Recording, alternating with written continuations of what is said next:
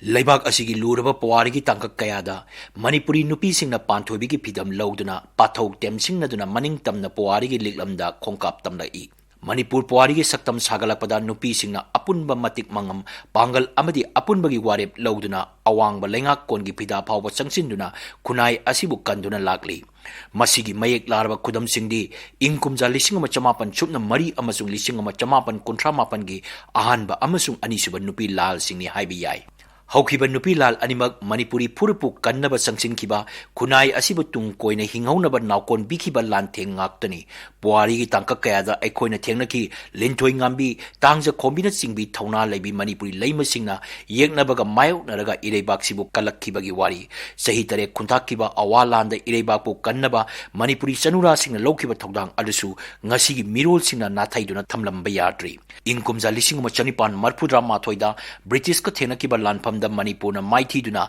Loilam Oikiba Sahi Tarahumdoi Mapung Padringai Lising Machamapan Chupna Marida Manipuri Singna Loilam Lengaki Saipu Nang Bahoki Sahi Adugi July Taramanga Amasung August Marida Captain Natal Amasung Assistant Political Agent Danloki Banglo Maisakiba Adu Imphal gi Nupa Singna Kabo Tampaktagi Uyaluraga Sagadabani Haina Yathang Toki Maduda Khoishaunaraba Manipuri Nupi Mayam Hauraktuna Nupa Singbu Sayaki Banglo Sahan Kide Yathang Adu Chatnahan Kide Masibuni Ahanba Nupi Lal Haina Khangnaribasi Lal Adu British Loilam Lengakpu Singnakiba Manipuri Nupi Singna Mai Pakiba Lal Amani Lising ama chamapan kuntramapan gi lal asina khara hena pakthok chokthokna lamdam sidagi loilam lengak maru phuknaba changsellakiba imu naimu tanakiba lalni sahi adu allied force ka axis power ka soknakiba anisuba malengi lanjao hauraba matamne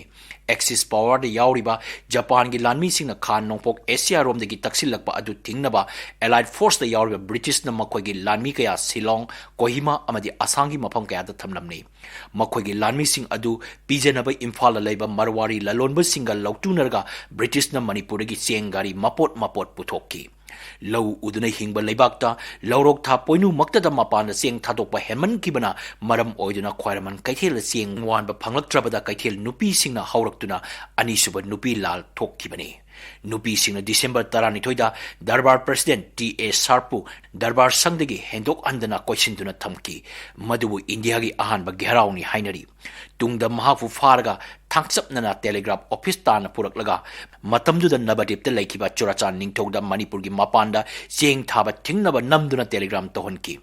T.A. Sarpu Khanbala kiba Assam Rifles ki sipai sing aduna ima sing aduda sangin na thinbadagi ima kaya soki ima kaya bu inkraba poinu tha aduda minungsi haitina pukri da langthaki khongjang asida ima kaya miyam gi damak kaisum sangda awaba khangki Khoiraman kaithil sahi amaga tha ahumlok kuntak lansi ki nupi lagi wathokta Nikhil Manipuri Mahasabha ani thokna chekhai ki hijam irabona luchingba nakal amana nupi laldi lebaki wathokni haina sagolai Mapan the sing Tadokpa Tinkrabasu, Nupi Singi Iho Adu Makata Padadi, Lamdam Sidagi Loilam Lengakpa, British Singbo Tantok Kinaba Lengak Longi Iho Antoroki, Amadi Iho Adubu, Hizam Irabona Lamjing Lucky. December Tarani Togi Telegraph Office Ki Togdok Adubu, Sien Kuya Ama Pangnaba Hajarobada, E Kuzok Ani Happy Raki. E Laman Singani Haina, Ya School Police Land the Pangtokiba Miangi Mipamda, Wangang Lubagida Mak Irabot Pu Paduna, Silet Zel the Tamki, Matam Sang na Manipur Sanglapa Yahan Kide. Asum na Manipuri ima singi haksangda angangba ikeng sintakiba amasung miyoibigi sinjak cheng haibasi hek leiriba makai kaungamdana leihoragadaba nupi lalgi marphumatoi suba ningsing kumon thoram hangsitni Manipuri nupi singna kunai gi damak loba thogda ngasi su loiba natri lamdam sigi inkalagliba naha singbo mayai ka ba sinjak tegi kannaba lising ama chamapan humbudra gi tangkak tegi leptana sangsil lakiba loinana miyoibigi hak kannaba gi damak lising ama chamapan marphu degi satharakhiba maira paibi gi khongjang ngasi su leptana sangsili masibu ahum suba nupi lagi khongjang ni haina miyamna longnari Aikoina yengadabadi Manipuri nupi singi pibam hauzik kamdauri bagi haibasini anisuba nupi lal amasung anisuba malengi lanjau loikraba matung Manipur ni India gi lengakta yaurba matungda lising ama chamapan yangkai gi tangkaktagi ngasi phawbada oirakliba Manipuri nupi sigi saktamda thoidokpa ahongba uba phangdri aikoi gi nupi singi ayamba sarukti chingda labukta sinsangda punsi kemba makai thabak churi kaithel phamli lambida nung polang puri nupi kaya masai ikai khumnaba yonduna punsi ꯂꯥꯟꯊꯦꯡꯅꯔꯤ ꯑꯉꯥꯡ ꯌꯥꯎꯅ ꯅꯨꯄꯤ ꯀꯌꯥ ꯑꯇꯣꯞꯄꯒꯤ ꯌꯨꯝꯗ ꯊꯕꯛ ꯁꯨꯔꯤ ꯍꯧꯖꯤꯛꯁꯨ ꯂꯝꯗꯝꯁꯤꯒꯤ ꯅꯨꯄꯤ ꯑꯣꯏꯕꯤꯁꯤꯡꯒꯤ ꯏꯀꯥꯏ ꯈꯨꯝꯅꯕ ꯁꯣꯛꯍꯟꯕꯇ ꯅꯠꯇꯅ ꯄꯨꯟꯁꯤ ꯐꯥꯎꯕ ꯇꯦꯝꯁꯤꯡꯅꯕꯒꯤ ꯂꯥꯏꯔꯕꯤ ꯅꯤꯡꯉꯣꯜ ꯑꯣꯏꯅ ꯄꯣꯛꯂꯨꯕꯒꯤ